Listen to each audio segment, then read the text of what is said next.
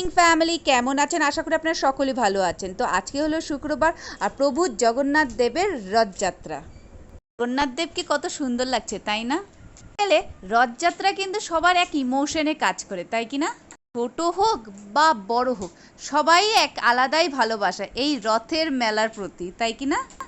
খাজা বা গজা বা খুরমা বা রথের মেলা দেখতে গেলে সেই পুতুল কেনা এক আলাদাই ভালোবাসা।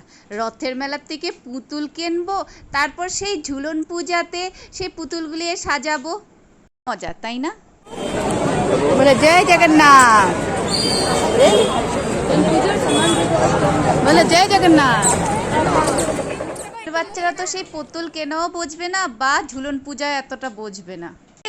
রথের মেলার থেকেই শুরু হয়ে যায় আমাদের সব এক একটা করে ফেস্টিভ্যাল। মেলায় এসেছি আর প্রভু কৃষ্ণের নাম নিয়ে একটা তিলক কাটবো না, সেটা তো হবে না, তাই না? সংস্কৃতি, এটা আমাদের আস্থা ঠাকুরের প্রতি, তাই না? এই জগন্নাথ বলে একটা তিলক কেটে নিলাম সুন্দর করে। আমাকে বলবেন কিন্তু আমাকে তিলক পরে কেমন লাগছে। তো তিলক কোনো স্টাইল না, ওরা হলো ঠাকুরের প্রতি আস্থা, ঠাকুরের প্রতি সমর্পণ, ঠাকুরের প্রতি ভালোবাসা। আজকের জন্য এটুকুনি। ভালো থাকবেন, ভালো রাখবেন, আর হ্যাঁ, যদি আমার ভিডিওটা ভালো লাগে তাহলে একটা লাইক দিয়ে শেয়ার দিয়ে পাশে থাকবেন। বাবা।